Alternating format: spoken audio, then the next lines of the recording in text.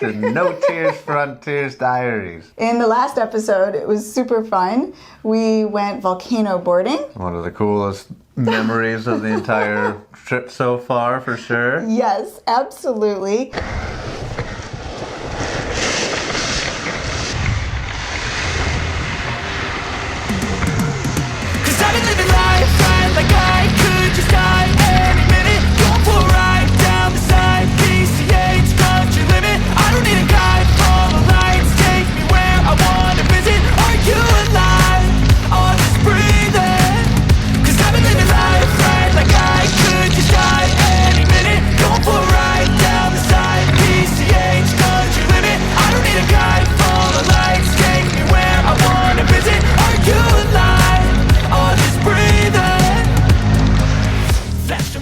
You did hurt yourself a little bit. Yeah. Your ankle, after you kind of like flipped and... It was like the Blair Witch Project, right? It was like it's all crazy. Go west for more.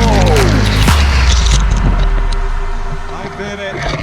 I flipped a whole bunch of times, and it was it was definitely worth it. But it was one of those things that if it went wrong and I had like broken a leg or something, that was a risk that we took. It was more my fault than it. Nobody else hurt themselves. I was the only one. So just to be clear, there's 18 of us. One person did something stupid, and it was me. But yeah, I did kind of twist my ankle a little bit. And it was just twisted. It wasn't like you broke anything. You were able to even go up the mountain again. I climbed the same mountain again with my little twisted ankle. Yeah. But it's just, a wincing pain, if you will. So. Right. We were staying in the town of León in Nicaragua, and so throughout the next few days, you were limping around town. Your ankle was hurting you. Yeah. But our situation in the Airbnb that we had rented was very mosquito-filled. Yeah. And so we were kind of anxious to keep moving along. But we decided to kind of test things out first because of your ankle and just take a short day trip to visit one of the largest and most incredible volcanoes of that region called San Cristobal. And so we headed off from León and headed towards the town of Chinandega.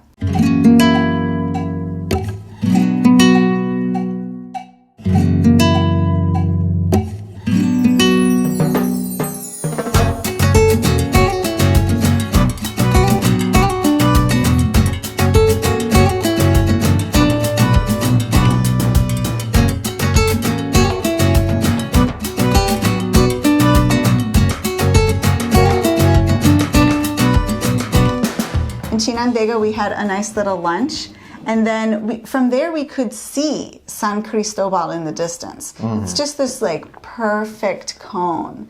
It's one of those things where you see it in the distance and you figure you can just drive towards it. It does become into like farmland and stuff.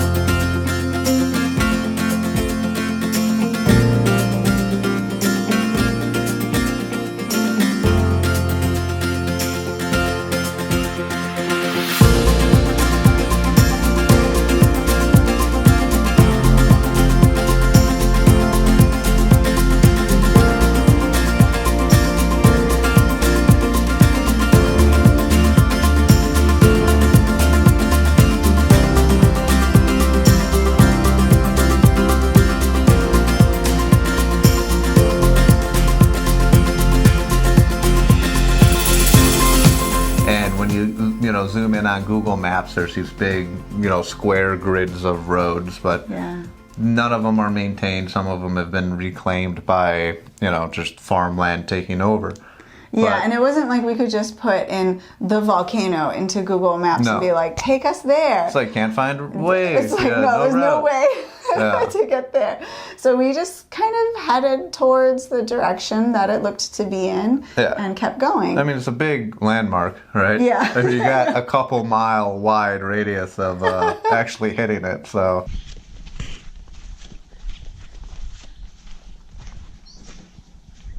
But it was a really cool ride because it was just so random. And we were getting off on all of these real back roads through rural Nicaragua. Yeah. I was loving it. It was dusty. It was really dry. It was very hot, and it was very dusty, as well as very beautiful. That's right. And one of the greatest things that I love about Nicaragua are all of the horses that are everywhere. People use horses for work. You can tell that they fill up their wagons full of produce in the morning and then take the horse and wagon to market during the day. And then people ride horses all the time, all over Nicaragua. And on these roads, there were wild horses just running around. Yeah, I don't know if they were wild or like I don't think they were wild and then like had their own little, escapee community. Like they were definitely had to have been owned by somebody, or else somebody else would have, That's true. That's run true. them, bag and tag them. But they weren't within fences. They were just running around. And they were like full galloping speed past. It was cool. One of these times I pulled over in a little sandy corner of the road, and Marisa was looking beautiful, and the volcano was looking beautiful, and the bike was looking nice, and so I tried to capture it all in the same frame. And then these two horses came galloping by with these plums of sand coming from behind them, and it was just ding ding ding ding ding, and I got a couple pictures of it. Was super memorable. Cool. Yeah. I mean, what a great shot, what a great feeling. You're on this dusty rural road, it's 1,000,000 degrees, you have a volcano that's huge in the distance, and then these horses are running by you. That is just Nicaragua in a nutshell. But so we wanted to continue just towards the general direction of this giant end goal. And we kept asking people for directions. That are just like hiding in the shade, like Gollum, they're just like, why are you out there? That doesn't make sense. And they're like, where are you going? We're like, to San Cristobal, the volcano. And they just point at the giant cone, and we're like, oh, that way, thanks. Who would have thought? We wanted to see how close we could get.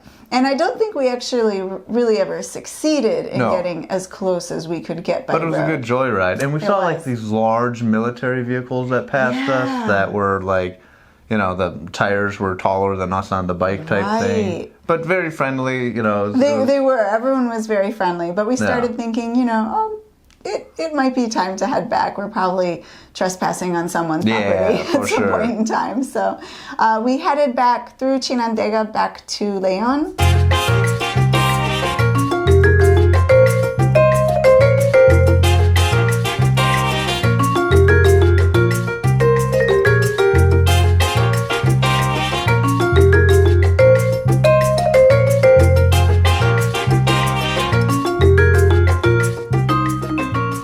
While we were in Leon, there were a lot of tourists there. It's a very touristy place and a hot spot for tourism, especially because of all the nearby volcanoes.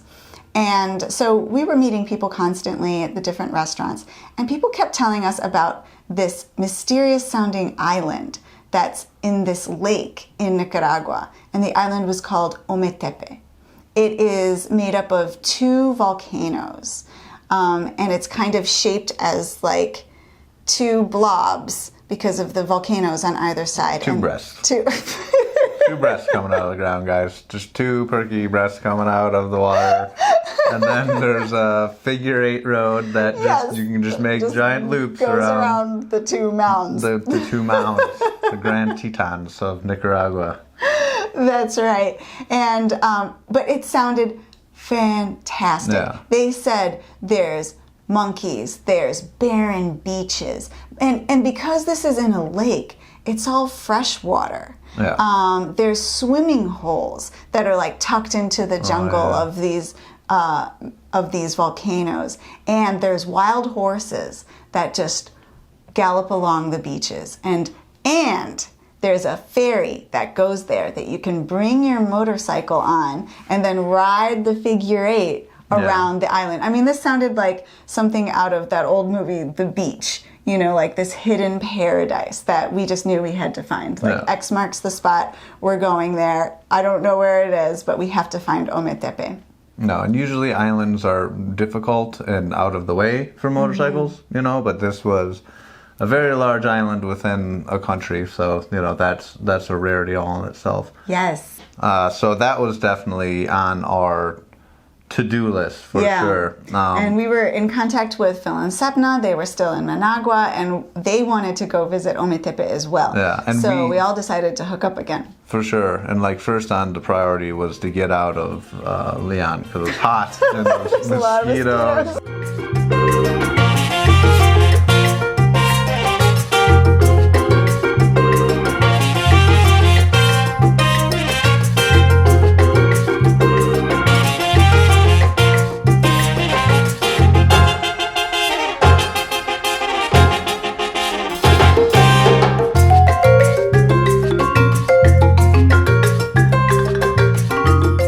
So we left from Leon and headed to Managua, but on the way, we decided to stop by something that was right near another volcano. Now, this is one of Nicaragua's largest and most active volcanoes. It's called Momotombo, which is just a great name. I mean, who doesn't like to say Momotombo? Like, of course, it's a giant active volcano. And I think we saw it on our way riding west to Leon. We're like, oh, that'd be cool if we went there, you know. And so on the way back southeast, you know, we were like, let's just do this break off. And we have a habit of just driving towards things, hopefully, you know, like there's a small little fishing village outside of where we wanted to go. And so there was a little line on the map this time. Puerto Momotombo. And there is a UNESCO heritage site there. It's called Viejo León, which means Old Leon. So long ago, when the Spanish were first colonizing the Americas, they built this town there in 1524, which for an American perspective is extremely old, and these ruins are still there from the community that they built. It's really, really interesting to go visit. They had a little museum there. They had statues of some of the prominent members of that community. Everything was very well documented. They know the names of the people who owned the houses there. It was really cool. We got a guide to take us around. And the documentations and the concepts of what was going on was well preserved, but the site itself was kind of yes, you know, use your imagination, you know, let me tell you a bunch of facts while your eyes are closed type thing. You know, now imagine this grand city. But yes, what is left today are a bunch of remnants of the walls, the brick walls, and kind of the city layout. But it did have beautiful, like you walk up like these 25 steps or whatever to like this lookout view. Yes, and that's where if I was King Momotombo, I would have built my residence because it was a direct shot to this beautiful smoke. It was like it was very active while we were or whatever there. you want to call it. Yeah. It's an extremely active volcano, and actually it's not a good idea to build a town there. So this town was built around the same time as another town that you can visit in Nicaragua, which we ended up visiting later on, called Granada. And both of them were built in the early 1500s, but Granada is still there today. It has been rebuilt and built upon more modernly as well. Whereas Viejo León kind of was abandoned. And one of the reasons for that was because of Momotombo, this volcano that kept erupting. Yeah, and it wasn't even like total Pompeii action, you know, but like there's a lesson to be learned out of making a town at the base of the volcano. Just all the sulfuric acid and all the stinky, I mean, it causes health problems. It causes, respiration problems, things like that. So it's a beautiful location, but, you know. Yeah, it is a lesson to be learned. The city had been completely covered in volcanic ash, kind of Pompeii style in that sense, and then rediscovered later on, which is something cool for us to see today. But it was a cool pit stop. Yeah. And the beach was really awesome. I mean, the waves are just roaring. And we stopped by this beach, just look how we were like, oh, this is an amazing view. You can see Momotombo from across, kind of like on the other side of the lake there. It was beautiful. Yeah. So from Momotombo, we headed over to Managua.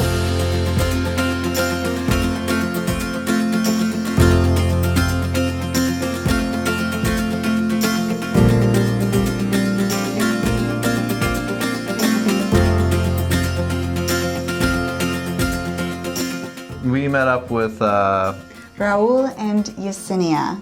They are Canadian-Cuban Nicaraguans. Yes, they are.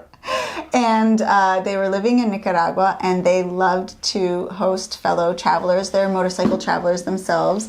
And they said, hey, come on by and stay at our place. And so, of course, we were like, yes, we would love to. When we told them we wanted to come, in a couple of days, they were already hosting a South Korean on a bicycle, so... Yeah, but we were really excited to get there. They were right outside of Managua. We had a great time over there. They showed us all the local food and cute little dog. Yeah, they had a cute little dog, and they brought us to a beach called Shiloah.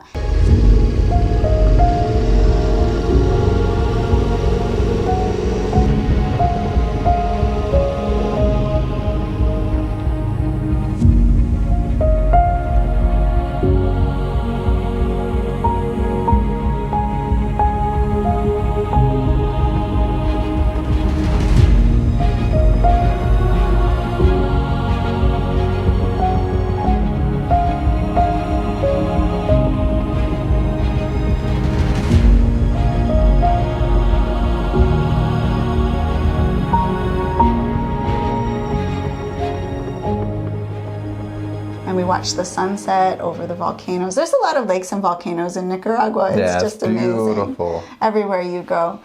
So that was kind of like our goodbye to Managua, and we met up with Phil and Sepna the next day and headed off to the secret island of Ometepe. Dun, dun, dun, dun. And that will be our next episode. So thank you so much for joining us on our ride through Nicaragua. I hope you giggled through this video and enjoyed the ride with us. And if you did, please give us a thumbs up and hit the subscribe button below. Ding, ding. And we'll be seeing you next time. Thanks, everybody. Bye. Stay safe.